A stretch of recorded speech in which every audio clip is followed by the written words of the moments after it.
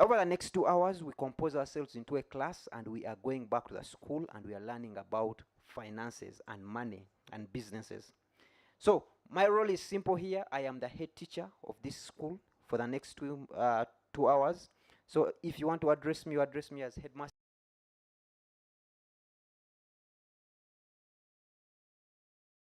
As we continue, allow me to also send my appreciation to Renzori Water.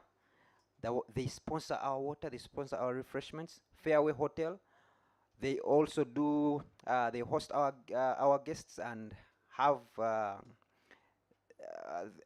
our millionaire guests. They are the ones who give them breakfast. You know, we can't be, their breakfast can't be coming from NSSF. Duh, they are millionaires. So thank you to Fairway Hotel and thank you to CMA. Those are the people who we partner with to have this go out. Today we are going to be talking about human resource, attracting and retaining. When we talk about human resource, things come to mind. What's your value? Is it about value? Is it about volume? I'm not the expert, but we are going to be asking these people. Would you hire yourself? If you are hiring, if you are on the other side of the panel, would you hire yourself? Are you the right human resource? What do entrepreneurs, what do business owners, what do employers look out for? How do they retain this human resource? Now, if you're a business owner, how you can, today we are going to bounce ideas. How do you retain this human resource? Most of us have housemaids. For some of you are legends and you have had over 7 housemaids in 1 year. So you can't even retain 1 housemaid in a year. You have 7, a turnover of 7. But we are looking at going into managing other resources. How is that done? And today we have a distinguished panel of experts to handle that. What is it? What do the peers, how is it that my peers are commanding a premium and I'm not? We studied the same course, we did the same everything. They are being paid 3 times that what I'm being paid. If I was given an option to resign or to take half pay, what would I do? Would I take half pay and stay on job, or would I resign and go get another job? Am I that marketable? Those are questions we're going to be answering today. But before we do that, I would like to know who do we have. So I'll ask my back office team to please relay our first poll question. Who are you? The people that are holding this, tuned into this, who are you? What's your age? Are you male? Are you female? Are you an entrepreneur? So our poll question is, what's your gender? What's your age? Are you below 20? Are you between 21 and 30? Are you between 31 and 40? 41 and 50? Above 50? And what stage of entrepreneurship are you on? The panel here would love to know this. So under that we are saying, are you thinking? There are quite a number of multiple choices. So we'll do this, and in the next 5 seconds we can relay these results. I hope my team is kind enough to share with me those results. So we close this poll in the next 1, 2, 3, 4. Let's have them closed and let's see those results before I invite the panel of experts to take away the day. What do we have? I'm waiting. Yes. The poll results are showing, if you could, yes, 46% of us are female, 54% are male.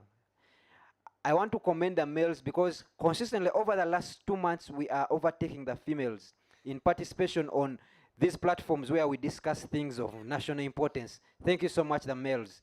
Yes, we are finally taking back our place. We don't have anyone below 20. The majority of the people here are between 31 to 40, and that is 38%. Then 41 to 50, 31%. Then 25% between 21 to 30. Again, the demographics are changing a little bit to the people above 30 years. Usually the majority is below 40 years, but now below 30 years actually, but today we have the majority being above 30 years. What stage of entrepreneurship are you in? The majority of our people are in the thinking. No, they are in the starting phase, with 35% of us still starting. 20% are thinking. 6% have a business that is under a year. 29% have a business between 2 years and 5 years. And 9% have a business more than 5 years. Thank you so much. You can put down that poll and let's get to the gist of today. How do you attract talent? How do you attract and retain good talent in a business? To discuss today, we have a panel of distinguished gentlemen and lady. But it's not my place. I told you these people command $1 million. They don't move around with it in their pockets. Please don't don't go after them. But they command in the economy, they command over $1 million. And Azza, the president of the EO, will have the honors of introducing them to our audience. Azza, welcome. The people you are talking to are affiliated to NSSF either as members, as customers, because they employ our members, or they are potential customers to NSSF, and they're all in the different parts of the world. Kindly share with them your wisdom. So thank you so much for having us again. This is our second session between EO and NSSF. EO is a global organization. It's a community of entrepreneurs, and they have chapters in every country. And in Uganda, our chapter is relatively new. There are around 25 of us. If you're interested in joining or interested in finding out more information, just Google EO Uganda or Entrepreneurial Organization Uganda and find out more information. So today's topic, attracting and retaining the right talent, is a very, very crucial topic for those of us who want to grow our business. At Fairway Hotel, I always say one of my greatest strengths is not only our location, but it's our staff. Those are the ones that are dialoguing with customers. Those are the touch points between the business and the customers. And we wouldn't be where we are today without our staff. Today, we are blessed to be joined by two very, very renowned people in the field. We have Madame Neha and Mr. Patrick, who will tell us a bit more about their businesses and how we can attract the right talent. So Patrick, maybe we can start with you by introducing yourself. Tell us a bit about your business and what problem does your business solve? Good morning. Yes, I work at Q-Sourcing Softech. I'm the CEO, but I like to call myself the chief servant because once everyone else has failed, then I come in, and failed meaning that they found a challenge that they cannot solve. Then I come in to help with that solution. What problem do we solve? We like to think of ourselves as creating impact, impacting communities one opportunity at a time. Every opportunity is, if we recruit someone, we are creating impact on the community. If we ensure that they get a useful job or employment opportunity, that's impact as well. If we're working with our clients, we are creating impact, meaning there is a third level impact through working with our client. So yeah, and Q-Sourcing is regional, East African, across Kenya, Tanzania, Rwanda, Uganda, and now in Mozambique. We have got partners who operate in the French-speaking part of Africa. That's Congo, Brazzaville, Senegal, Mauritania, Ivory Coast, or what they call Cote d'Ivoire, Burkina Faso. And recently we did a JV with a British company specific to oil and gas, and they operate in Eastern Europe, Europe itself, and opening up in the US. So why am I announcing this? Because when Ugandans or people working with us on the continent join our group, they have opportunities in all these places. Thank you. Thank you so much. And Neha, please introduce yourself and your business. Good morning. My name is Neha Pandya. I'm the co-founder and chief operating officer at Flip Africa. Flip is a digital freelance marketplace that aims to create trust, transparency, and upward mobility in the $800 billion African gig economy. And we started here in Uganda 2 years ago, and over the years, we plan to scale to other countries across the continent. The problem that we're trying to solve is threefold. First, the invisibility, exploitation, and lack of upward mobility in the gig economy. So I heard the outline of the types of businesses that we have in the discussion with us today. The great majority are under 5 years. So when we think about the informal sector, sometimes we think about traders, but the informal sector, or the gig economy, is actually much, much larger than that. It includes professionals and professional services and businesses that are starting out that haven't quite created that level of formality in attracting talent at this point. But there's so much potential there to connect even the smallest of businesses with talent so that they can grow. Many of our businesses don't hit the 5-year mark. So how can we help them get the right talent they need to get to that next level and grow? So Neha, in your opinion, why is it important to attract the right talent, and what do you look for when you're hiring? So when we talk about how the world is evolving towards recognizing the importance of people, you look at large corporations in the West, and all of a sudden they have positions like chief people officer. In some of our smaller businesses, we think, how can you invest in a C-suite executive whose role is just to manage people? But I think companies have recognized, like you said, without that focus on the whole person within your organization, not just the work they're doing, they can't excel and perform to the level that you require of them.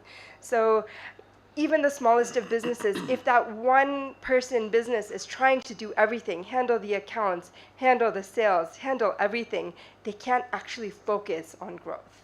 Yeah. And Patrick, in your opinion, why is it important to invest time in attracting the right talent? And what do you personally look for when you're putting together your team? When I was starting, because I founded Q Sourcing about 16 years ago, when I was starting Q Sourcing, I started it as a business consulting company. But my first client asked me to do a recruitment, and I was surprised. I was like, you don't understand my business.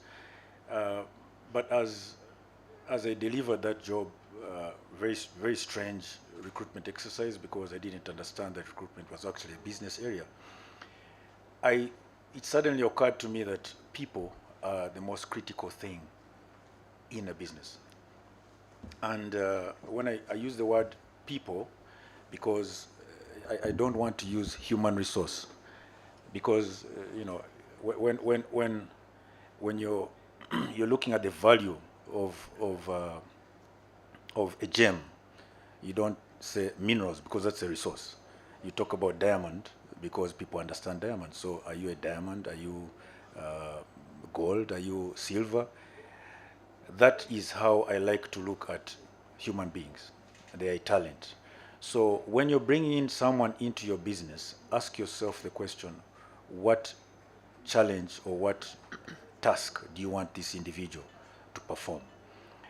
If you don't ask yourself that question and you simply go out for people, then you will be challenged. You and the person will be challenged, because the person will assume they're doing their work, and you'll be very, very, very agitated that the person is not delivering, but you didn't spell it out. So it's very important that we understand that people are the partners in our business to deliver, because as entrepreneurs, you come up with this brilliant idea, you've got a market, you've got clients who are interested in paying you for that, but you're not the one going to perform all these roles. So getting the right partners who are your staff is very, very important. Now, when you bring in the people, you have to know that there has to be continuous development. We talk about continuous development like you leave it to them.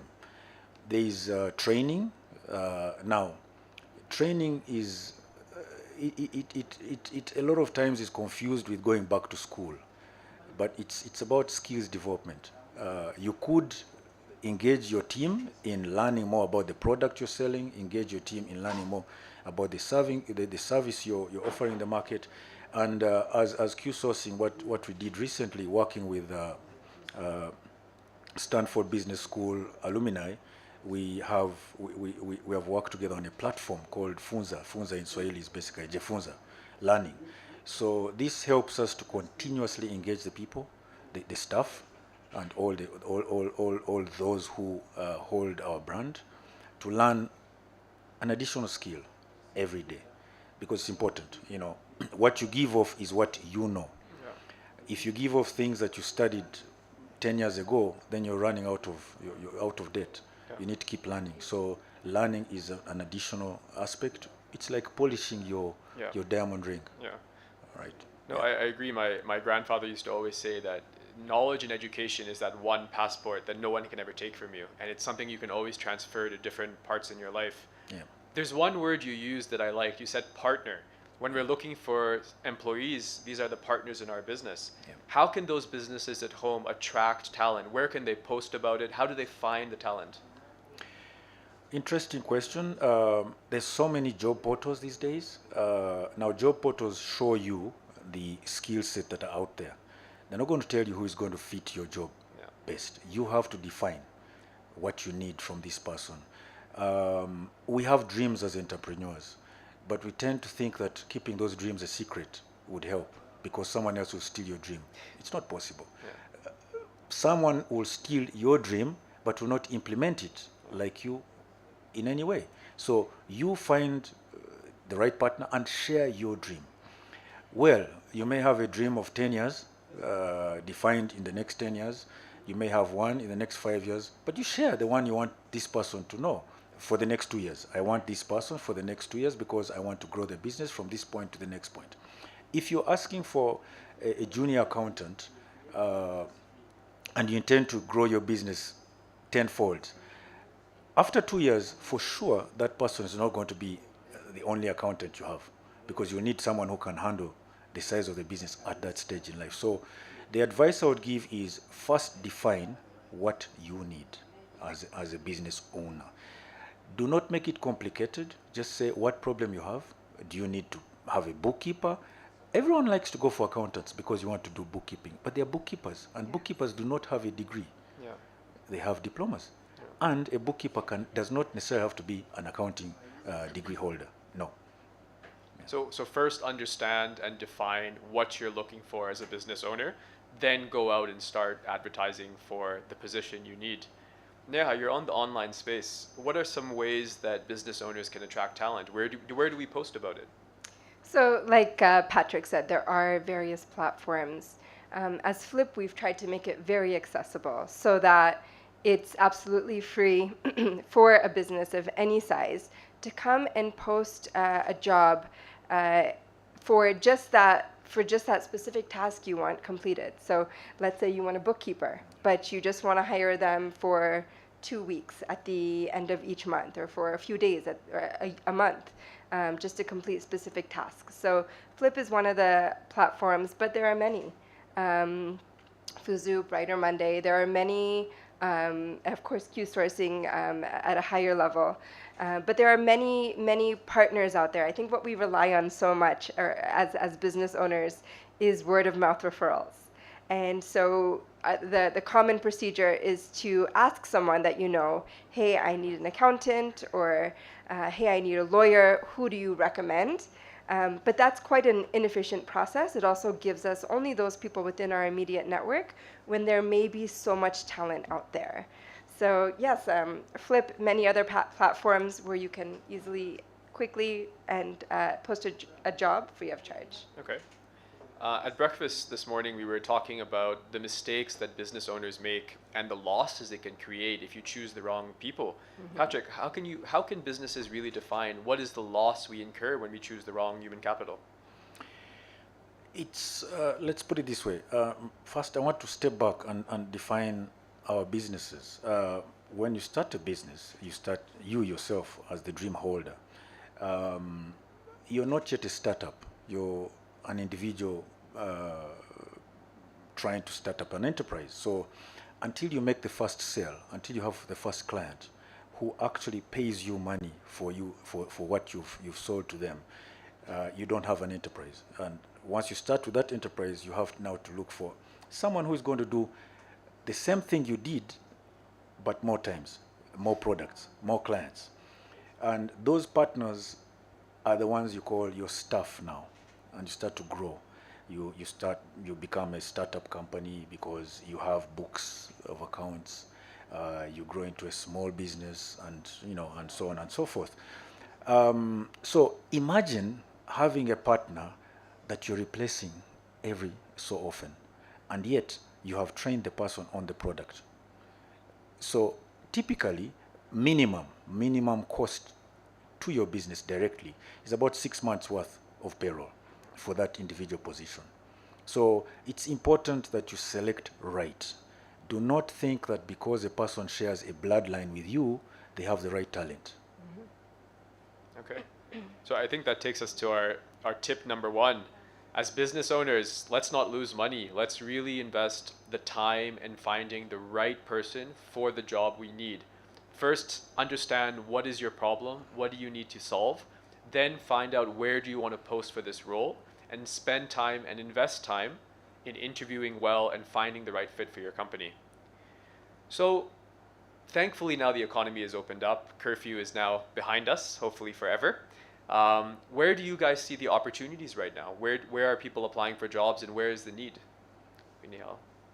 Sure. So for businesses of in accounting, so whether that means a bookkeeper or a full accountant or somewhere in between, I think that's an area that does not stop growing. Another area is also sales. So especially for those products those businesses that are pushing products, even services in some cases, the salespeople to get your product to market are jobs that are constantly coming in. Of course, as we enter 2022, the digital jobs are increasing. So areas like digital marketing, graphics design, a super admin is someone that every business wants and needs. And increasingly, as Patrick may tell you, jobs in the field of oil and gas, and of course clean energy as well. So solar and other clean energy sources. Patrick, in our friend circle, you're kind of branded as the oil and gas guy. So whenever we have oil and gas questions, we come to you. Where do you see the opportunities in that sector, and how is QSource preparing for that need? Yeah, oil and gas has been on people's lips for a couple of years now, and finally we had the final investment decision being signed or made. We as QSourcing, we've been in this space for a bit of time because we started working with some of these oil majors over 7 years ago. So I guess why QSourcing has been at the forefront is because we've been pushing for the agenda that skill up, skill up, skill up. The opportunities in this space pretty much are going to be exploited by those businesses that build themselves around products and services that will be consumed by the oil and gas companies. For those who've got skill sets that, and when I say skill set, anyone with a hand skill, anyone with knowledge on a particular operation task, package that and let that be your identity, let that be your brand. The oil and gas sector, you do not exploit the opportunity by working in the oil fields. No. Those in the oil fields are the ones extracting the oil. Now, right now we're going into the development phase, which is infrastructure construction. So if you're not in that space, do not despair, because there will be the oil operations and maintenance phase after these next 4 years. So in these next 4 years, probably expose yourself to higher standards in your space. The tasks that you have been trained in. If you are a person who's recently left school, volunteer in an organization, volunteer somewhere such that you push your skill and passion. A lot of people keep asking and sending me saying, I have a first-class degree in this field, so I perform better than a lot of people, so can you give me a job? I'm not looking for first-class degree holders. I'm looking for people who can perform the task. And performing the task, we need to see the evidence. Now, one would ask that if I've not gotten a position to show you my skill, how do I have the work experience you desire? If you're in that position, you need to note that for you, a volunteer's position is what you need to occupy. That's the immediate opportunity. Well, you could keep looking for a job, but going for a volunteer opportunity where they give you a refund for your transport and they pay you and they give you lunch, gives you exposure. Then you build up, and the next time you are presenting yourself, you present what you achieved, what impact you had on the company that employed you and the job that was expected of you. Please do not rewrite the job description of your last position, because you're writing just like the next guy. But if you write what you achieved, that's different. That shows who you are. The CV, the application, defines who you are. So market yourself. And you have to market yourself such to an extent that you get onto the shortlist and get onto the panel. It's not obvious that you get onto the panel. So telling me that you have so many years in management does not tell me anything. You probably did not achieve as much as someone who had 3 years compared to you of 10 years. So would like to see that. If a person of 3 years shows me the skills and achievements, and I see that it resonates with where I want to go as an entrepreneur or the client that we're recruiting for, I'll go with that guy in comparison to you of 10 years.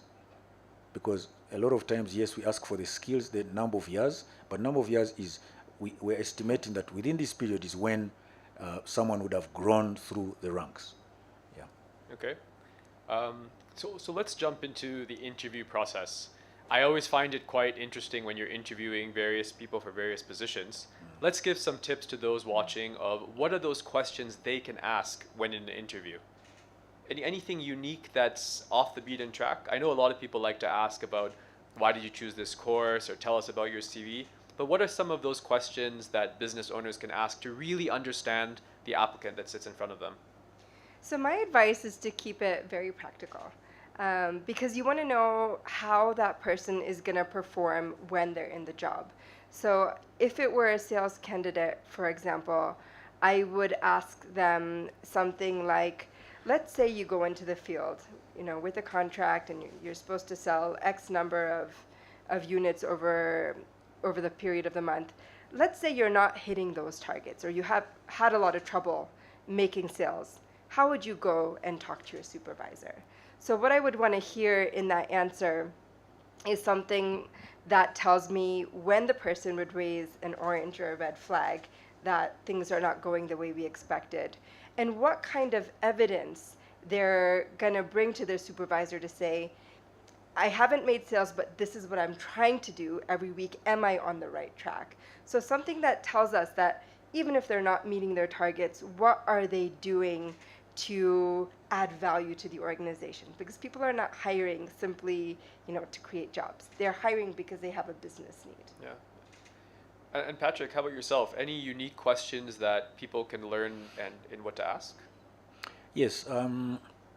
As I said before, when you're hiring, you want a person to come in and join you in your achievement of your dream. So you need to understand this individual, ask them about their story, get to know them. Why we ask for so many years of experience, minimum qualifications, all that is trying to get to know you.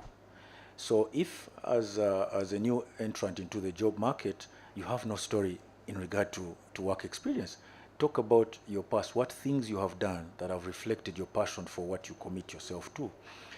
We've had situations, especially for entry-level positions, where a person comes, they've got no prior experience, but they show that they're interested. The person says, I would like to get into this space because I love impacting people in this way.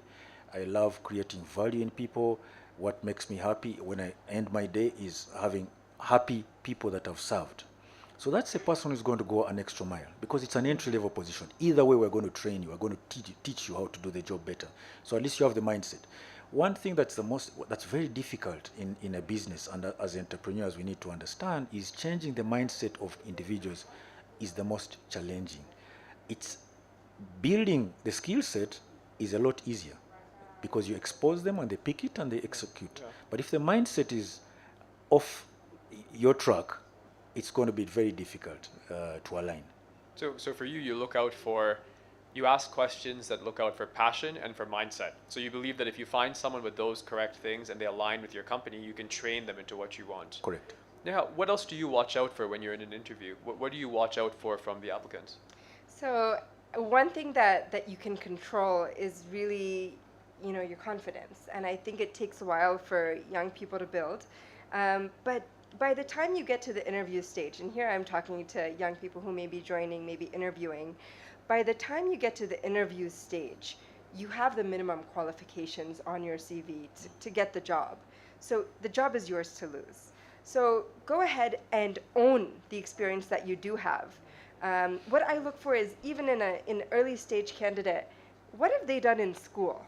What have they done in church or in their mosque? What have they built leadership experience through Rotary or Rotaract? So what are those things that they're doing that show, yes, I'm entry level, but at every stage of my life, I've been hustling, or I've tried to stand out. I've tried to, do these things. That shows me passion. That sort of shows me drive. I'm really looking for people whose values and purpose are aligned to ours as an organization, and someone who's going to work very, very hard. Because that mindset of work hard, get the job done, be persistent, be okay with failure, and then have the courage to continue to persevere. Again, those are very hard to train in.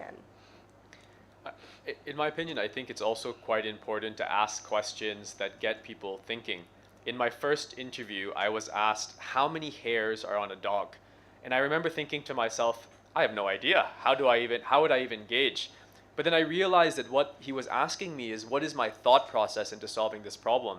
And now I have adopted that in my own questions. I always ask random questions like, if I was to give you 20 million shillings, what would you do with that money? Or I'll show a picture of a house and I'll say, how many nails do you think are in this house to build this house? And I just want to kind of gauge and see, well, what are you going to say? What is your answer? Are you going to try, or are you just going to say, I have no idea? So these are the kind of things that people can use to test the people that sit in front of them. So tip number 2, ask questions that get people thinking and how to solve problems. Observe their body language, observe how long it takes for them to answer questions, and really gauge what are their passions and mindset, and will it really fit into what you want. And those of you in sales, accounting, and anything digital or super admin, there are a lot of opportunities out there. Get your CV polished and start applying. So once you go through the interview process, now the next most important process is the onboarding process. I think a lot of companies don't do this well, in the sense that now they've offered the job, they've brought someone into their company, and they've just thrown them into their company. How can we better onboard people to make them more successful into our companies? Yeah. So I think when we, especially for smaller businesses or those in this startup phase, but even for larger businesses, I think the challenge is sometimes we're ready to hire, we know we have a business need, the person comes in and they're thrown into the deep end. And a lot of times the deep end is a great place for talent to learn how to swim. But the reality is if somebody doesn't know exactly what they're supposed to do, there's a greater chance that they're going to fail. So as businesses, we really need to, and I'm definitely guilty of this, have very clear deliverables, KPIs. What is your talent supposed to, what are those key things that the talent has to achieve, and when? So the clearer that is clear that, these are my tasks on a daily basis, on a weekly basis, on a monthly basis, and my deliverables, and be available to check in with that person and say, hey, how are we doing, and enable that dialogue. I think the more likely they are to succeed. Yeah, I agree with you. I'm also guilty of that, in the sense that, I bring people into my organization and I just assume they'll know what to do. Mm-hmm. But setting the right KPIs, and I think having that routine check-in when someone first joins, maybe after day 3, day 7, day 10, so you can really get a good idea of how their journey is going, is quite important. How about yourself, Patrick? How do you onboard people successfully? So everyone entering the first a place for the first time wants to make sure they don't make mistakes. So they're looking out for, how do I do things right? How do I do the right thing? Or the right things. First, you learn how to do things right. What are the systems? The KPIs show you what you should do, what things are right to do. But then getting to know your peers in the place. Now, if you're a small business with only two staff, one the entrepreneur and another core staff, get to understand what dreams the entrepreneur has, what expectations your core staff has of you. And by doing that, you'll be comfortable to know when you're doing the right thing, right? And when you're doing the right thing, it makes you happy, because every human beings are emotional beings. Mm-hmm. So it's very important to always take note of that. So if they don't know how to know what the right thing is, then how do they know how to do things right? Yeah.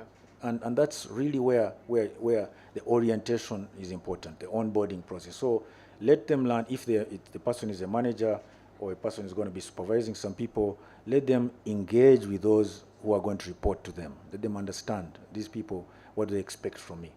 The people, the individuals you're going to report to, your supervisors, engage with them, have a chat with them. So what do you expect of me? And most importantly, if it's a big organization, it will be important to meet with the one who your supervisor reports to. Because remember, you serve your supervisor such that your supervisor can satisfy their supervisor. So if you are aligned, you will have less friction in your getting into the position you're occupying. Okay. It's I hear very often from some of our friends that whenever they bring a new person into their workforce, it's almost as if the older teams are intimidating him. Mm-hmm. Either it's insecurity, or maybe they're afraid that the new person will take their job or take away an opportunity. What are some ways that business owners and HR managers can mitigate that issue? So I'll jump in here. I really think that it's upon us as business owners to create that culture. And that message, that tone should then trickle down to managers and supervisors in larger organizations, so that people recognize that they're working together, again, towards a shared purpose. And part of it is also just getting your team together and saying, hey, why are we all here? What are we working towards? And once you create that shared purpose, that shared goal, regardless of the mission of your business, then you can recognize that you're only going to get there working together. So I think there's a lot of ways to build that, to create team building. You know, whether it's having weekly meetings or regular check-ins where you sit around the table and start by asking one another, how are you doing? That's a really simple takeaway for businesses. Start your meetings and ask people how they are. And you know, once you create that culture of care from the top, then that should trickle down. But you have to set that tone. I think Patrick's mentioned this, that our people are human beings first. And so as naturally what we want is to belong. So whether it's, you know, it's why people go to church, it's why, you know, we have tribes or, you know, nations, people seek this sense of belonging, even within a workplace, because that's where we spend most of our time. So how can we create that sense of belonging so everybody feels like they're part of something bigger, and the people above or below them are facilitating that, and they're partners? Yeah, one thing I've done at Fairway is I've introduced a buddy system. So for every new staff that comes in, they're given a buddy that's been there for at least 3 to 5 years. And that way they feel like they have that person they can come to if they're lost or if they have any questions. Sometimes it's even simple things like, where do we get tea? Where do we get lunch? Yeah. So that buddy system is something that's quite powerful, and it can work in a lot of organizations. So tip 3, whenever you're onboarding someone, always make sure they understand their KPIs. What are their expectations? How do they succeed in their role? And always have a proper introduction. Take them around your workplace, make sure they're introduced to the right people. Anybody from the security guard to the cashier, it's very important to have those introductions. We talk about corporate culture. Patrick, what is corporate culture? How do you build a strong corporate culture, and how do small businesses do that as well? So We recently engaged in a discussion with the different businesses that we do business with, and we noted that the culture is really reflected by the staff below the supervisors.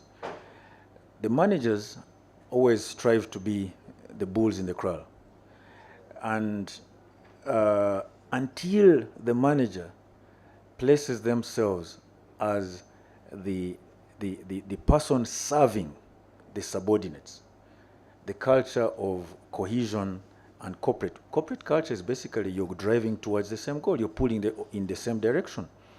But if the rewards are only captured by those at the top, I mean, it's like you plant an apple tree, and the fruits it starts to give fruit, and those at the bottom cannot receive because the managers are picking them, hand picking them out. Those at the bottom who contributed to the process are asking, but what's in it for us? So this corporate culture thing, to push the whole staff force in the right direction, the managers have to drive it. And the managers have to drive it in the way that they are serving their subordinates. Not they're the manager. They're not managing their subordinates, they're serving them. Recently, we locked down for pretty much 2 years. A lot of people working from home. Did we really understand whether people were working? Or did they have to go and sit on the street and connect onto Wi-Fi because their home was not really the place that they could work? There was a need to put Zoom and get all these things, but did we understand that some of our homes are not necessarily homes where you can compare to a workplace? They're not conducive for a workplace. So if we're all pulling in the right direction, you would ask your subordinate. If the manager cared about the subordinates, they would ask, are you ready? Is everything okay?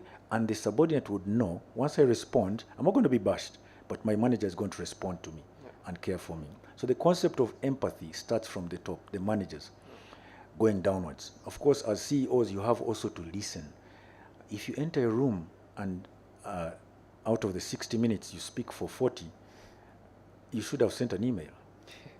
Don't call people and speak all through. Let everyone speak what they have to share, because there you're creating a spirit of togetherness and pull in the same direction. And it's okay for people to pull in a wrong direction, but they pull in a wrong direction and you correct them. But you need to know, because they may be pulling when you don't know. That's worse. Yeah. So if they keep quiet and you don't know where they're pulling, and you're wondering why you're not moving in one direction, you have lots of friction, probably you're not listening to them. So as CEOs, we should talk less and listen more. Correct. Although we all like the sound of our own voices, I think it's it's something that can benefit in the boardroom. Share your direction. Yeah. Share where you want to go. Yeah. Let them share with you how they think they can help you to get there. Yeah. Because they are the ones who are going to take you there. Yeah, true. Yeah. I think another point you made that we could touch on again is the importance of managers, and how a manager is almost like a coach in a football team. Correct. You know, your job is to make sure and motivate your team to ensure they're winning, they're scoring those goals. So any managers at home, try to find ways to create more of a coach environment and actually help your team attain their goals. When we talk of corporate culture, we talk a lot about motivation. What are some of those ways that businesses can motivate their staff? And I don't only believe it's financial. I think whether you pay 500, 700, it's never enough. So there has to be something else that businesses do that motivate their staff other than the financial part. What are some of those advices you have? I would say, really shows, I think people want to be treated fairly. So I think the finances come in when people feel like they are being disadvantaged compared to others in the organization. But if it's seen that, okay, the business is struggling and we're all kind of struggling with it, then it's less of an issue. But I think yeah, it's just being heard and feeling taken care of. And sometimes that means having benefits. Sometimes it means, your supervisor checking in on you if you're sick, or if you're out for some time, or if you've lost a relative, just showing that you care in many ways, and bringing people together and being accessible. I think if you demonstrate that you're accessible, then people feel like they can come to you when things are when they're feeling disgruntled. You don't want somebody feeling disgruntled and you have no idea about that. We talk a lot about, I guess, building a team in a way, a team working towards certain goals.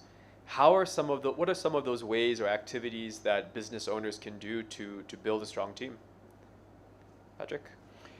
Yeah, I like to say that at Q Sourcing, we've got hardworking people, we've got lazy guys, and we've got those who are both hardworking and they think.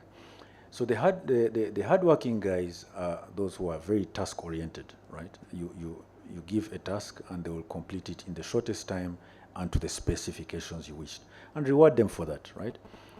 The lazy guys, you see, every time you give a task, they are looking for the shortest way to avoid doing it.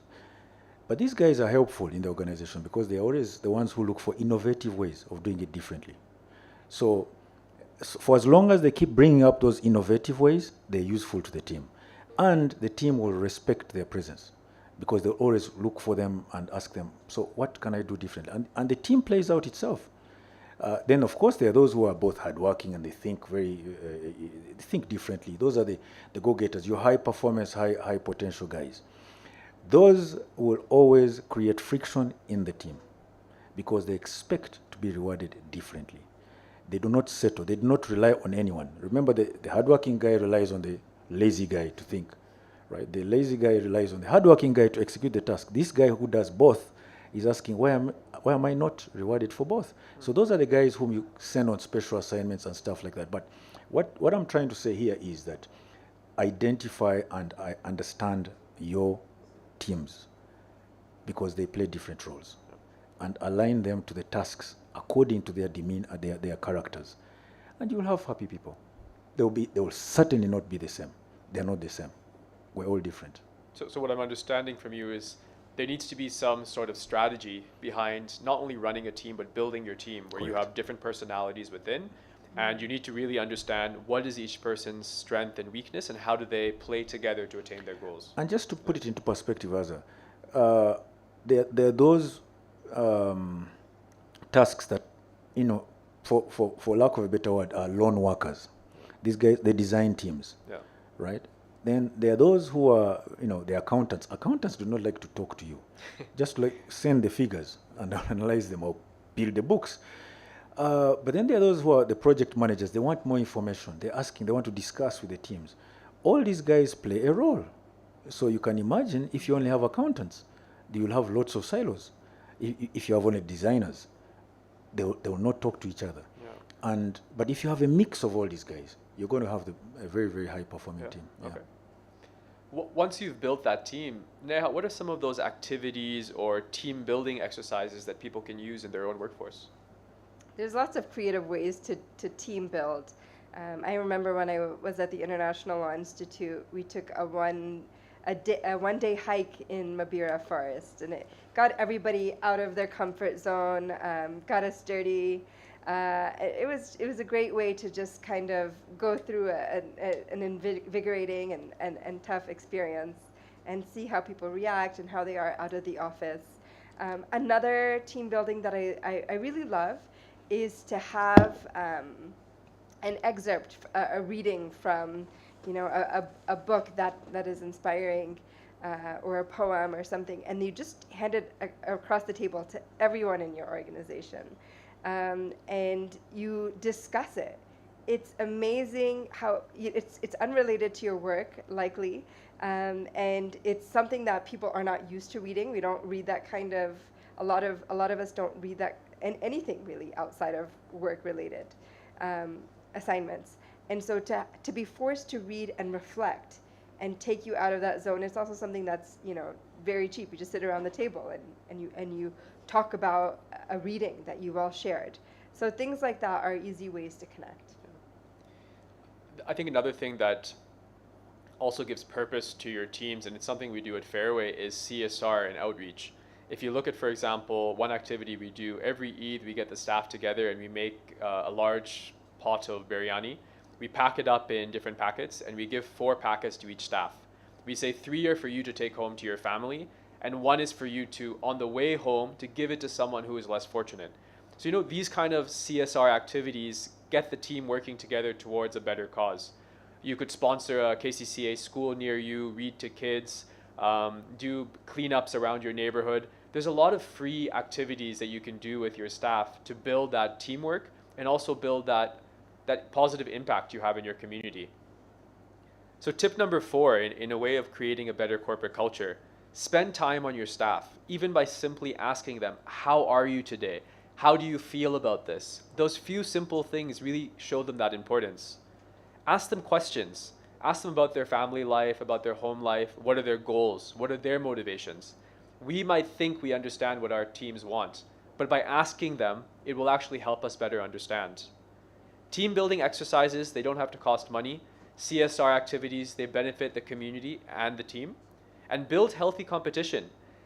Just like a football team, you build competition between your members to see who can accomplish this first. And make sure you foster it in a very positive way.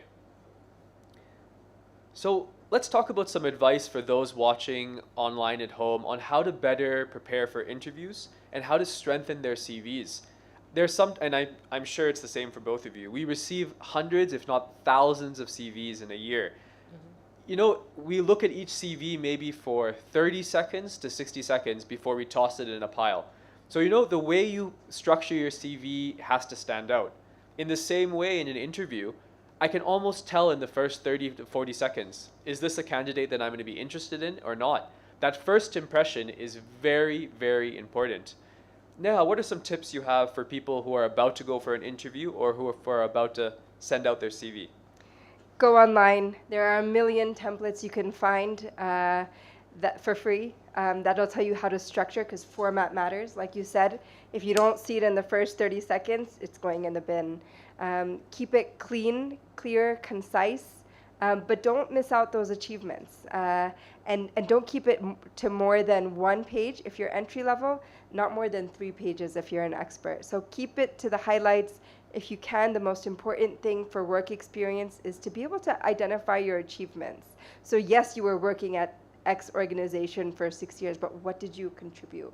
What did you achieve? Did you increase sales by 20%? Did you reduce costs by 15%? Like those figures that can capture your achievements are very helpful. Okay. And Patrick, yourself? Yes, so I'll approach it from the angle of what do we look for when we're hiring for ourselves and also for our clients. Number 1 is, what are your skill sets? Skills and competencies, clearly define them and describe them, as well as passion. Number 2 is, where have you done it? Can you reflect? Can you show us the achievements that you had, and where exactly are those achievements? Where did you achieve those things that you talk about? Why do we ask for those things? Is because we're going to check that out, and that's what gets you into the door for the shortlist and for the interviews. In the interview, we'll then drill deeper into how does that align now with the company where we intend to hire you, either for Q-Sourcing itself or for another client of ours. That alignment is what happens now in the interview. But what have you done before? Your skill set, your competencies, your achievements, where you worked, very important. Okay. So tip number 5, I think Neha said it well at the beginning. The job is yours to lose. Once you're in the door and you're sitting in that seat, it's your time. Take a breath before you enter that door. Compose yourself well, put your head up high, and do your best. Think about what you learned from every experience and how it can be applied to the job you're applying for. So you might have been volunteering at an orphanage, for example. Just because it wasn't a paid job doesn't mean you didn't learn skills. How can you apply those skills to what you're applying for? That's what your interviewer is looking for. What are your passions? Don't be afraid to tell your interviewer what you like, what your passions are, and how this role fits into your 5, 10, or even 15-year plan. And think of your contributions of what you made to your previous work. We are hiring you because we want you to contribute to our organizations as well. If you can clearly show us how your contributions will help us grow, you've got that job. So let's take it back now to us as entrepreneurs. Maybe I'll start with Patrick. Patrick, how do you face a challenge and what are those steps you take to overcome it? Number one is I start from the position of there probably is someone out there who knows how to deal with this better than me. Yeah. The person may not be in the country, maybe I can't reach them, but they might have written it in a book. So I go online and I just type it out. And I don't type it out to get an answer, but I type it out to get reading materials, reference points, and I read on that. The second thing is to bounce off some of my peers, fellow business people, have a cup of tea with them, and it's strange that usually you get the answer to your challenge during these meetings, or even reading through these materials towards the end of all that you've listened to or read. And it suddenly occurs to you that this actually may be the solution. And they don't present it to you in the way as a solution to your challenge, no, but an experience. So read, listen to those who've done it before, or who are doing things out there. Hear their stories. The challenge you're facing may not be identical, but for sure the process to solving that problem could be identical. The last thing, of course, is I consult my team very much. And you know, there's a tendency to stereotype some people that this is a very complicated thing. This junior person may not understand it. Try. They may give you some strange response that actually opens you up. Yeah. So always consult, trust your team. That's one thing that you need to learn as an entrepreneur. Trust your team, because they are facing the market more often than you are. Yeah. So educate yourselves when you're facing a problem. Google, ask a friend for tea and pick their mind about it. And like you said, don't ask the people around you. Trust your team and ask the people who are really on the ground. Now, what are some of the steps you take when you're faced with a challenge? How do you overcome them? So I just want to compare this to an emergency department in a hospital. You know, what an emergency department will do is, as people come in, they triage. Triage means they determine at that point, as they're entering, who's severely hurt and whose injury is life-threatening, or whose condition is life-threatening, whose condition is serious but not life-threatening, and whose condition is neither serious nor life-threatening. Because when you're in this startup environment or in any of your larger organizations, you're constantly in a firing line or in an emergency department. So being able to stop and reflect and determine, okay, this is of immediate priority, this is of important priority but not immediate, and this is something that we can put off for a little while and still prioritize. And so when you're able to triage, when you're able to see a problem and then categorize it in terms of priority, and then relate that to your team, make sure that message is trickling down, that, you know, a team member comes to you and they don't even have to say they're burnout. You see that, you know, my team member's tired or struggling. Then we have to say, okay, let's step back and see what needs to be handled before the end of the week. What has to happen this weekend, and what can wait until Monday morning.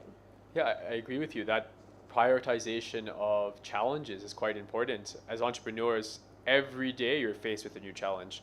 It could be someone not showing up for work, a client not paying you on time. So it's very important to first understand what is the most important thing I have to tackle today, and then find the steps towards it. What are some of the learnings you've gained from going through COVID as an entrepreneur? I would say stay alive. For those of us who have made it through, there's light at the end of the tunnel. And you know, as they say, especially when you're an early stage business, as many of our listeners are, your first 100, it's better to have 100 clients or even 10 clients that love you than 1,000 that have, other things to say. So if you can really just focus on even the smaller numbers, make sure you're serving your few clients very well and you're surviving, there's always a chance to grow later. And how about yourself, Patrick? What have you learned through COVID? I can't re-echo enough what she said about stay alive. That's the number one thing. COVID was a mind-boggling challenge because as soon as the announcement came, lockdown, it was strange. We were like, what do we do in such a situation? So I quickly came up with a plan, and I had to rally the team together and share with them my thoughts on the situation, but ask also what do they think. I like to use my own personal experience as my passion in mountaineering. When there's a situation on the mountain, first you have to stay alive, and then you start to ask what next steps do I need to do to take to stay alive even longer, because you don't know how long this will take. When initially there was a lockdown, I think it was 3 months, the timelines kept moving, and it was like stretching us really to the limit, and you're like, okay, let's assume lockdown for 2 years. What do we do? How do we handle this? And that was a very difficult situation for us, because some team members are like, we can't survive that long. But when you start to engage, they start to share with you what their fears are, and you address those fears. Because you all have to be pulling in the same direction. That's number one thing. And once you have those interactions, even when they're at home, they know that the rest of the team is working at their different places, but pulling in that direction. So what it taught me is you've got to build a business that can live longer than you. Yeah. And how do you do that? You've got to share the vision. Whatever you're thinking about, share with them and let them think. They will make mistakes, that's for sure. That's a constant. But will they wake up and move on? Yes. Yeah. No, I agree with you. In our first session, we were talking about the entrepreneur's why a few weeks ago. And I had said that before I paid my staff their salary, I made them recite our company mission and vision. Mm-hmm. And I got a lot of backlash about it online, but it's very important that you get your teams understanding what is your mission as a company, what is your vision. Whatever it takes as an entrepreneur, we have to do what it takes to make sure our teams also believe in that and work towards it. There are many associations, forums, business clubs out there, such as BNI, EO. We're also on the Stanford Seed alumni together, me and Patrick. How have such organizations helped your growth, and how can these help other entrepreneurs grow? Maybe I'll start with Patrick. For a start, what's a constant, however small your business is as an entrepreneur, it's really lonely, because very few people understand what you're going through other than another entrepreneur. A lot of people look at the invoices you're sending out and they think all that money is entering your pocket. They don't realize that it's entering the business. It's what the business leaves for you at the end that really goes to the shareholders. And if you don't run the business efficiently, it's going to leave nothing. It's actually going to leave you in debt. So you've got always to think about keeping the business alive. We think about that, keeping the business alive, making sure you've got sufficient money to pay your suppliers, your team on time, all that. And if there are any delays, of course, you've also got to satisfy your client continuously and think differently, because the market is always changing. Competition is always after you. If you have a great business, just know that competition sees it too. It's not just you seeing it. So competition will keep increasing. So if you, as an entrepreneur, in that space, you need to share with another entrepreneur. These associations, these organizations give you that space, because you can share your experience and someone will share a story that will resonate with you, that will click with you. Feel free to go join these people. I know there is a tendency in Africa, I say even in Uganda specifically, for people to fear sharing their stories, because people will blast you and call you weak and call you all these kinds of names. It's okay. As an entrepreneur, really, what's important is your business staying alive, not if someone calls you weak. Yeah. And how about yourself now? How have organizations such as EO helped you grow? So I was lucky to have the opportunity to be a part of EO as a spouse. And I also belong to the Acumen community here. And for a few years, I was part of the Business and Professional Women Network, which is also really powerful for women entrepreneurs. For any early stage business, your first customers are going to be friends, family, and fools. So indeed, our first customers were friends, family, and fools, often from those networks. So our friends from those communities were the first to be our clients. They were the first to take a risk on us when we had no track record. They're the first to hire through us. We made our first mistakes with them.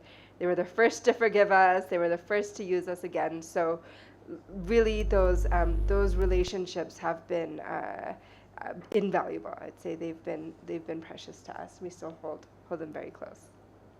Okay. Yeah, for any of you who are interested in joining, there are so many organizations out there. EO is a great one, but there are other ones such as BNI, different forums online. So just spend some time, Google them, and really understand what it is you want to be a part of and how it can really help you. My last question before I take on some questions from the audience is, Patrick, what keeps you motivated to keep going? You do a lot of things. You're mountain climbing, you're cycling, you're growing businesses. What keeps you motivated? I feel I was fortunate to have started a couple of businesses, and they have lived beyond the 5-year target for failure in some of these small business targets. So I always like to give back. So for me, the giving back is sharing with startup companies, sharing with them my story, not necessarily showing them that I'm an expert. I'm not an expert. I also keep learning. I like to stay healthy and safe. So I also like to share that with people, to say that, you've got to be healthy, otherwise what you're earning now, you'll need to spend all of it. If not, you might not even have enough to look after yourself when you're older. And keep safe, because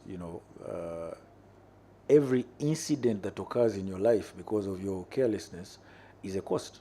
Yeah. It's a cost to you and a cost to those who depend on your time. So for me, going mountaineering, going hiking, and reading a book and hanging out with fellow business people, and of course other friends, is something that keeps me relaxed. I as an entrepreneur, and all entrepreneurs suffer this, they're always thinking. So when you get home, they're asking you, when do you rest? And you're wondering, what does the question rest mean? So for me, I only rest my mind when I'm on the mountain. Yeah. Okay. And how about yourself now? What keeps you motivated? I'm a very purpose-driven individual. I always want to be working towards something that is larger than me. So, the why of our organization, why we do what we do, is what keeps me motivated every day. And, I think that's shared by all of our team members. And I think, that feeling of purpose, why you wake up every day, is such a big part. We stimulated a lot of thought. We have lots and lots of questions coming in. I'm going to pick a few and read them out, and just feel free to answer as you wish. Okay. So we have a question from Sheila Magero. I have a 1-year-old business that provides professional services in Uganda. Who can I go to for help with crafting a plan or strategy for hiring? I need a more hands-on deck because there is lots of room for growth in my business, and yet the budget is not yet there. I'm not yet earning enough revenue to hire. What are some advice you have for Sheila? I would love to share advice with Sheila, because she's really our typical customer. I would say, yes, that's an exciting place to be. You're growing a business, and to have someone come in for a very short period of time, and you recognize that you can afford talent if it were packaged for the size of your business. So you don't have to hire. When you think of hiring, you don't have to think of, who am I hiring from 8 to 5 from January to December. You can hire just for that, 1 week period, or you bring someone in like a consultant for 2 days. Let them talk to you through your business, and help you think through who do I need in my business to help it grow. Maybe they tell you, okay, you need an accountant, or you need a bookkeeper. Like Patrick said, you don't always need an accountant. Or you need you need someone to help you sell your product. So then you can again package what you need within these bite-sized pieces that you can actually afford. So we can afford a lot more than we recognize if we change how we define employment and hiring. We have another question targeted towards Patrick from Jeffrey Bogere. How do I change the minds of my employees to know that they are a part of this business and not just employees, so that they can treat this as if it was their own business? What advice do you have for Jeffrey? Yes, that's a continuous challenge. And what I would advise Geoffrey is, first of all, start by talking with the lower cadre, like the lowest cadre in your organization. Engage with them. Go have when they're having lunch or some me time, after during their breaks. Just go sit with them and chat, and ask them simple questions like how is work going. They'll give you some tidbits of things that are making them uncomfortable, but they can share with you at that point. And why do you start from the bottom? Because when you go upwards, talking to the supervisor about the things you feel as an individual, as the entrepreneur, and what you think they need to look out for, without telling them your feedback from your lunch or whatever session you had, such that the teams, as you go higher up the ladder, they build confidence in sharing with you, and you also can communicate with them. By doing that, they will start to ask you questions and not only complain all the time. There's a tendency for the immediate engagement to be an engagement of complaining. We've not gotten a chance with this guy, the boss. Let's complain. Share complaints. But when you start to engage with them and you share with them that some of these complaints, the solutions are with you, propose. Ask them to think about it and propose. And when you give them the power to solve their own problems, they now come to you asking for, okay, we've got some ideas. Is this in line with where you want to go? Because not everyone will understand your big dream.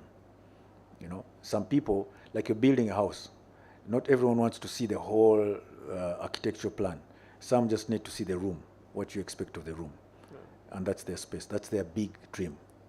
So package it in a way, but always engage. You have got to engage. And engage not through the managers, yourself. And it doesn't have to be every day or anything like that. Give it maybe every 4 months, every 3 months. It depends on the size of your company. But they want to hear from the boss. And it could even be once a year. Yeah. We have a question from William Kizito and Robert. I've seen a few job openings as entry level. What is entry level? It seems like they want good talent at the cheapest cost. How do you apply for an entry level role? And how do I better represent myself to a company for a volunteer role? It doesn't seem to be easily understood by most corporates. Anyone? I can take that. So entry level really means that there are no required qualifications. It's something where you will learn what's needed on the job. So to position yourself for an entry-level role, again, you really need to show that when you're put in a situation, you have the ability to learn. So you have to have that learning or growth mindset. You have to be willing to work hard. So again, just demonstrate that you can be the first one in and the last person to leave.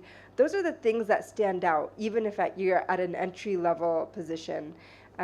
So really, how do you present yourself? Be confident. If you can get to the interview, be likable. Because people want to work with people that they like. So, do you create can you be part of a conducive work culture? So they're looking for intangibles in entry-level hires. Businesses are looking for people that are willing to come in learn, rise to the challenge, work hard, not give up, be on time. So there are all these easy things that are very much within our control. So we talk about things that we have to know, certain qualifications we have to have, and those are harder to achieve. But so much of your success is based on things that you can control. Show up on time. Show up on time is actually a really hard one. We have a lot of people who can't show up on time. So if you're there, if you're the first one there, and you're the last one to leave, you're going to leave an impression. But of course, you don't want to be the first one there and the last one to leave and, on YouTube the whole day. So demonstrate your value to the organization. When you don't have work to do, ask how you can help. Be open to do different things. Be flexible. Those are invaluable characteristics of an entry-level hire. And how about in terms of those applicants who are looking for the volunteer position, so at least they grow some skills? How can they approach that? Approach different companies that you feel are in the space you'd like to grow into. Go to the HR manager, and sometimes for the CEOs, go to their personal assistants. Try to get there. Try to get your CV or your name heard, because you have no CV. But try and get your name that I would like to come and volunteer. That immediately means to me that you're not going to be a cost to me. But the next question is, what is it? Who are you? So there was a statement in there that do they just want to get talent cheap? When they say entry level, it's basically you're an apprentice. You're an apprentice. The opening is for someone who will come in. They are aligned on passion and the values. Basically, you meet the values. Ask the question, what are the values of this company? That's the bottom, the bare minimum. Beyond that, you start to learn. They attach you to someone who will train you. They put you on training programs. I think you have the companies that have management training programs, apprenticeship programs. Some say entry level. So you get into that and you start to train. While you train, you practice, and then you become a master at that field. Please, if you do not have the skills and competencies or a background of expertise or experience, you have no achievements to reflect, that's your point of entry. Do not complain about the amount of money being paid. Rather negotiate and say, I would like to eat at least. I need to eat, I need to survive. Present your case, but that's what they're looking for. And if they don't have the money, then some things you win, some things you lose. But if they can meet your need, and it's an entry-level position, enter, as Nia said, with a learning attitude. Okay, thank you. There's a question from Madame Somali, who's in human resource. She's asking, how do you motivate staff in junior positions, such as waiters and cleaners, where there isn't that much opportunity for growth, but they need to spend maybe 5, 7, or 10 years in the same field? How do you motivate that demographic of employee? That's a really tough one, because I think people do want to see the opportunity for growth, especially young people of our younger generation that's entering the workforce. People want to be a part of something. They want to see that next year is going to be better in the following year. So that's a tricky one. Although on the other side of the coin, there is stability, which a lot of young people and even older people don't have. So having that stability of income, the stability of knowing where you're getting a paycheck at the end of every month, that's definitely valuable. I think if we can give them an opportunity to dip their toes and work in different departments, there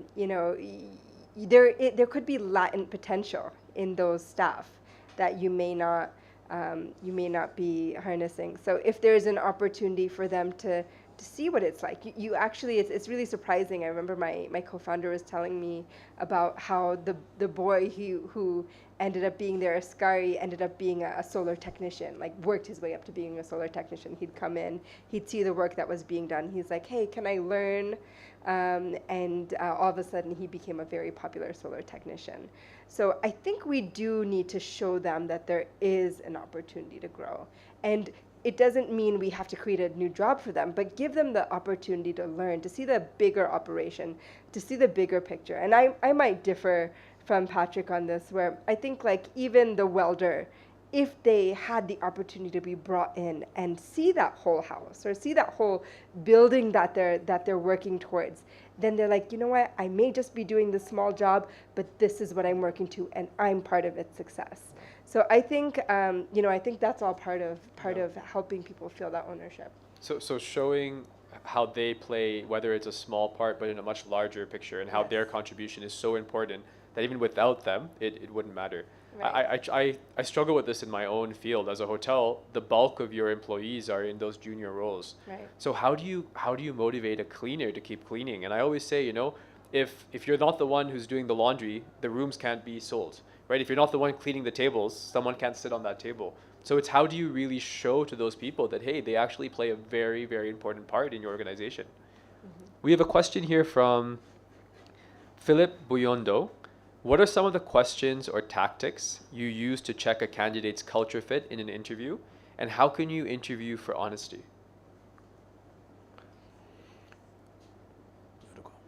I can talk about interviewing for honesty. I'll leave the hard questions for Patrick. But I think with honesty, it's very hard to tell in an interview. What I rely on is references and ratings from people that have worked with this candidate before. And so even as Flip, even for short-term jobs, and even longer, of course, longer-term jobs, we always ensure that we've talked to people that have worked with that candidate before. And one of there's 4 criteria that we ask about: the quality of work, the professionalism, timeliness, and the 4th, which I think is the most important, integrity. So how trustworthy are they? I don't think you can tell in 30 minutes, 1 hour, 1 interview, 3 interviews. People show up differently for an interview as they might in the workplace, especially after a period of time. So I think the best indicator of... Yeah. One question that we often throw in is, one, we ask, what are your values as an individual? And then we ask against your values, and tell us about that experience and what you learned from it. So from the response, you could tell, you will tell the honesty, and it around to present a strong character. If there's vulnerability in the response, it's very difficult to get to that point. Mm-hmm. It's only honesty in the submission that will get you there. It's kind of like a counseling session. If you're not honest to your counselor, they will not get to the bottom of it. And exposing yourself in that place shows how honest you are at responding to situations. Yeah. Are there any examples of questions that interviewers can ask from any of you to test on honesty or to test on corporate culture? I mean, I think there's always just a practical question. Like, let's say, you're in the field and you're handling a large amount of cash, and some of it, you go back to the office and it's not accounted for. How would you address that? So, I mean, you can definitely see it in how they go about handling discrepancies. Also asking, like, what do you think someone or that you've worked with before would say about you? So if people think of themselves as someone of integrity, it's more likely that they are, because that's how they define themselves, by how trustworthy they are, by how straightforward they are. So sometimes the answer lies therein, but like I said, it's not an easy one. Yeah, I mean, you could put a situation where, okay, Nia is my friend. She sees me picking some money from the safe, and we are both accountable for it. And the question to her is, Patrick is your friend. Would you sell him out? If they have not asked you the question, will you come forward and report it? And the person says, yes, I will. They're lying. They won't. Because you should, if Nia didn't stop me when I was doing it, why should she report me after? That's okay. Yeah. What are some ways to set strong KPIs for your team? How do you set KPIs? How do we go about even the process of doing it? I think businesses need to slow down and understand the role of the person coming in. So you really have to put yourself in the shoes of the person coming in and understand what you expect from them. Because it's very easy for someone to come in, and because you don't have that specific skill set, you might not know what that person's supposed to do. For example, if I'm a business owner and I don't have an accounts background, how do I create KPIs for my accountant? How do I create KPIs for my salesperson if I don't understand sales? So, I mean, one really easy thing to do is there's so much information online, even just Google. Google what are the key performance indicators, or what are the key tasks and deliverables for an accountant, and then make sure you customize them for your organization. But I'd say that's a very, very easy takeaway is there's resources, free resources online. Anything? Yeah. So for every business owner, every entrepreneur, you've got your targets, right? So spell out 3 to 5 targets. If 3, that's okay, and let them be clear to you.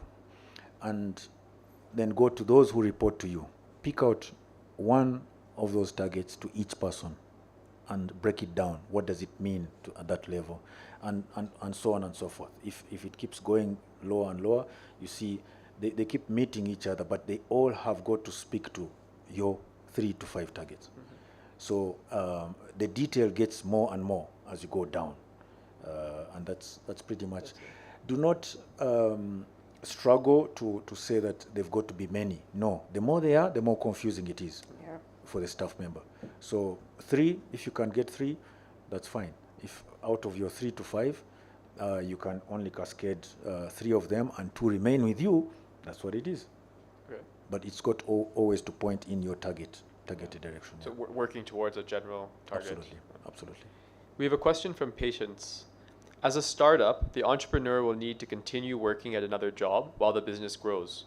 What creative way have you applied to supervise your startup amidst your other busy schedules? I mean, this is a challenge I think everybody faces, whether you're a startup and you're working somewhere else as well, or whether you're in control of your own business. How do you put systems in place so that you can be doing other things and your company keeps growing and doing well? I think having regular check-ins, having someone that deputizes you, that you have to give also that control to people within your organization, and to trust them and allow them to make mistakes. So I think if you create that enabling environment where people in your organization can take ownership of different tasks, and report to you and let you know when things are going wrong. There's a lot of tracking tools, I know. Our team members like to use Asana. There's a lot of online management tools to make sure you're all on the same page. So there's Trello, and many of them are free. So I definitely recommend using some of those online performance management tools so that you and your team can stay on the same page, but check in with your team regularly. They shouldn't feel your absence, really. They should know that, you are in it 100%. Even if you have another job, you're just working 150%.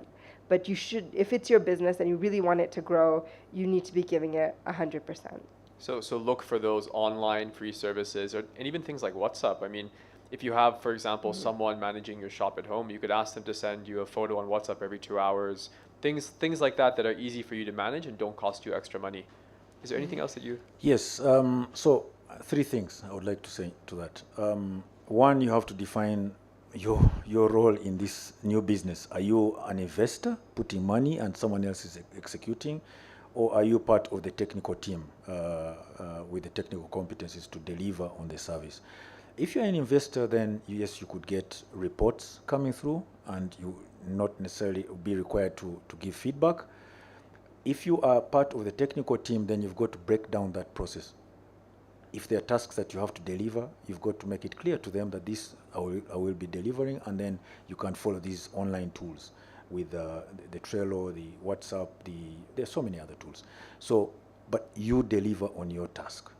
Now, you're working somewhere else, but the objective in that instance, especially if you're part of the technical delivery, technical team, you build a reserve as a business. So that reserve has got to be sufficient to carry you probably 3 to 6 months.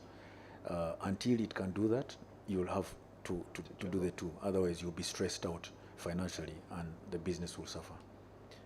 There's I experienced this myself as well, where I set kind of KPIs, and 6 months have passed, a year has passed, 2 years have passed, and even though we're giving small promotions at work and small upgrades, staff are like, well, now I'm doing what you've asked me to, now I want more money, I want this, I want a promotion. What can you say to people like that who are there doing a job and doing it well, but then feel discouraged that they're not getting the financial growth that they're hoping for? Mm-hmm. I would say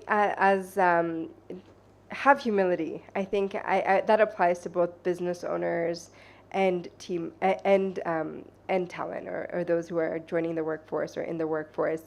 Have the humility to recognize that when your business succeeds, you also succeed, but that you're working together, and that businesses have a lot of challenges, a lot of overhead and other costs that you might not see or know, and be patient. That doesn't mean don't ask for what you believe you're worth, but have humility to recognize that it shouldn't be immediate. You can't be working somewhere like 2, 3, 6 months and be like, I'm ready for your raise, for my raise, unless maybe at the time of hire you had agreed, 3 months in, we'll increase you to this rate. But just recognize that you're working together, and to show that team spirit, you really have to demonstrate your value and your worth before you ask for that raise. We have another question from Lorna Akot. How best can I work with a supervisor that never listens in regards to team opinions? Well, yes, we've got lots of those in the workplace. I think it's important, one, try and have a conversation with the person if they don't listen. It's like you're marketing, you're putting up a pitch. Prepare it like a pitch for your suggestions. It's got to resonate with what the person's expectations are of you, but also of what they themselves stand for, what their targets are. If you are pitching to me something that clearly impacts on my targets, it's very difficult for me to ignore. Well, there will be some people who have got a big, larger-than-life ego, and they don't want the proposal to come from you. Those, you just leave it with them, and say it's just a proposal, just a suggestion. Take it if it makes sense to you, and it's okay. And they will listen with time. Yeah. So structure your feedback in a way where the supervisor also maybe understands the benefit that they'll get, the organization will get, and how it also will help them advance their own career perhaps within the organization. Correct. I'm going to take one more question before we do our closing remarks. We have a question from Agaba Chris. For starters, how do I choose the best idea out of the many that I have? So, Chris, I struggle with the same thing. I have lots, and I think many of us entrepreneurs do. We have full of ideas. I see an opportunity here, I want to do this. I see something here, I want to do this. Panel, how do we choose those opportunities? How do we prioritize them and make decisions? Think about the ones that make the most business sense. Which of those ideas can turn into opportunity. But I think also understanding what do people not only need, but what do people want. So I think that market survey, because we have so many assumptions in our head, like this would be a great idea because people need this. But do people want it? Do people want to pay for it? How much? So, I think starting slowly and starting with that market survey, starting with a few customers, starting to make sure like you have that 1, 2, 10, 100 customers that'll pay you for this. That's the way to sort of triage your business ideas. Well, 3 things. Number 1 is your idea solving a problem that's clear? And the problem is not what you see, but what people keep complaining about. And number 2 is it painful enough for them to pay for it? And number 3 will be, can you solve the problem within the costing that you think people will be ready to pay for it. So you may have so many dreams, but if you're not solving those three, if you're not answering those three questions, just, yes, it's okay to dream, but don't risk your time and money unless you answer those questions. Yeah. No, for those watching at home, thank you so much for your questions. We couldn't get to all of them, but thank you so much for giving them to us. To close up, what are those last words of advice you have for entrepreneurs and business owners at home who are trying to grow their business in relation to attracting and retaining talent? I would say build the team that you want to be a part of, and be the leader that your team needs and wants. For the businesses, create impact, whatever it takes. What your business is delivering, whether a product or service, look for what impact it's having on the communities. For those who are looking for meaningful jobs, look for those companies that resonate with your values, that what you want to be in future. It's important. Yes, you may go through a couple of positions, but let your dream job be that one that resonates with your wishes and dreams. Yeah. And I think the last thing I would say is that create that corporate culture that you yourself would like to work at. If you're always fearing your job, you're going to get fired. If you're always fearing you're not going to get paid, you're not going to work hard for that company. So as a business owner, make sure you provide that security and stability for your staff so they can focus on running your businesses and not worried about, am I going to get paid this month? Am I not? Focus on giving them that stability so they can work hard for you. Thank you guys very much for your time and advice. And yeah. Thank you so much, our dear panel. Thank you to our viewers, and thank you for turning in good numbers. Maybe what we would like to hear some more in these remaining few minutes is each one's story. Maybe apart from Azza, we've had you before, we've even come to your place and interviewed you, but maybe Neha, I hope I pronounced your name well. Yes, you are. And Mbonyi, Miss Mbonyi, your personal story, because when we see you here as entrepreneurs, when we see you here as chief executives, we wonder, did you just wake up one day and you're in that position, or how did you transpire to get in there? I think I'll start. You want me with to you. start? Okay. How long do we have? Make it Let as me short keep it as short. possible. Okay. So I would say that I'm born and raised in the U.S. with a long family history through Uganda, and growing up as an Indo-American, I always felt invisible in many ways. And so when I thought about while I was at the International Law Institute, I'm a lawyer by training. While I was at the International Law Institute for a decade here in Uganda. Yesterday was my favorite place, but today I don't see nobody. All alone, no familiar face. Need someone to be right beside me. 7 days and 20 hours since you left. If you rise, your voice still popping in my chest, and I still hope, I hope you're coming back soon. You're coming back soon. Take me to another place where the fairy tales don't end. Magical, magical land, magical, magical land. To another place where the fairy tales don't end. Magical, magical land, magical, magical land. My passion, I felt like there was an opportunity there to create visibility for a group of people that did feel very invisible, as I felt I did in many ways when I was younger. How can we, it's not about who you're related to or how important you are or who your uncle is, but like, can you get the job done? And so to give faces to those people, to give them an opportunity to be seen for what they can do and what their potential is, that was really my driving factor. Yeah, I'll try to keep it short. Well, I grew up downtown Kampala on a street called William Street. So we liked to play around in town. So there were no street boys then. I think we enjoyed the peace of Kampala. Why I talk about that is because I was brought up by a single parent, and as I grew up, for me, what my mother gave to me was education, and when my dad got into my life, he then sponsored me to go for further studies. I came back. I really was very passionate about studying, because I thought that is what brought me, what distinguished me from the others, my peers, whom we used to run the streets of Kampala together.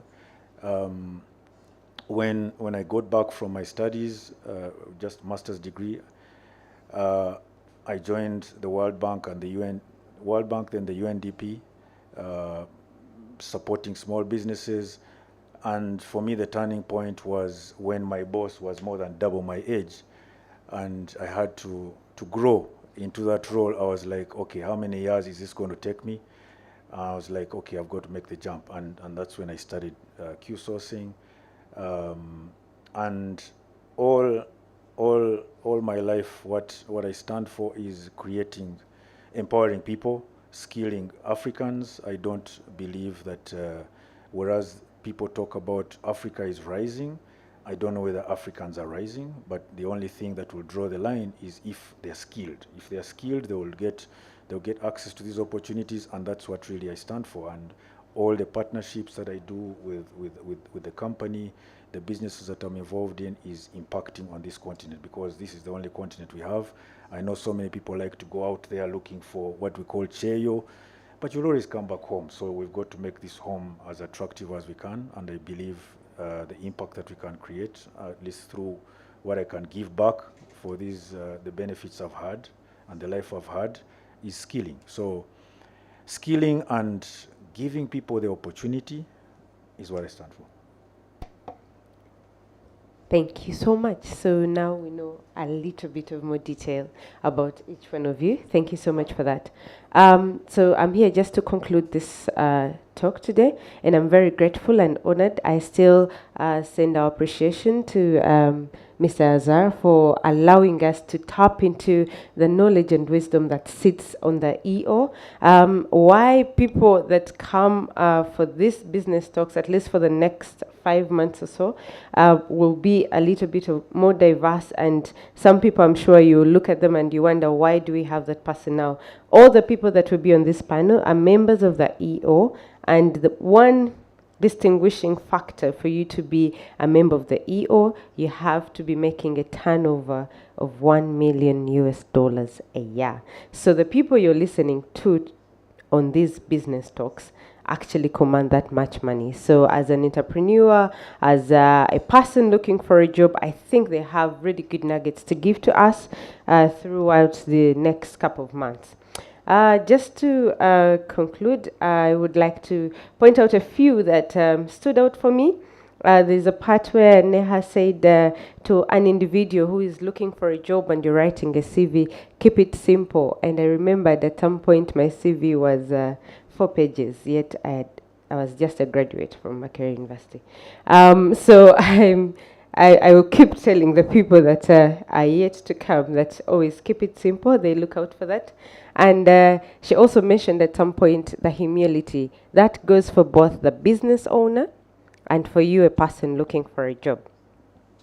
The humility matters a lot. So please be humble, please be patient, and wait to get your recognition and to sprout out, because it doesn't come just a one-day process.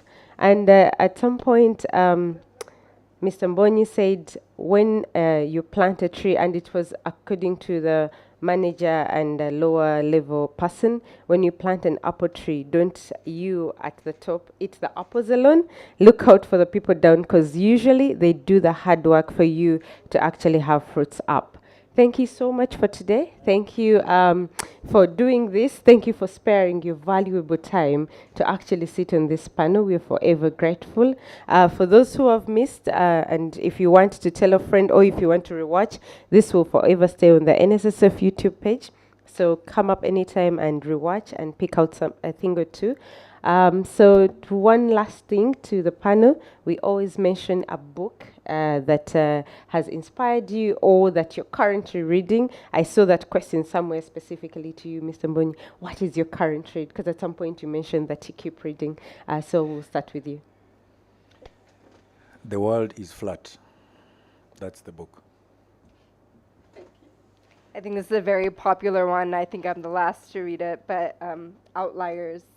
My partner just, I started with an excerpt and now I'm going in. Yep, thank you.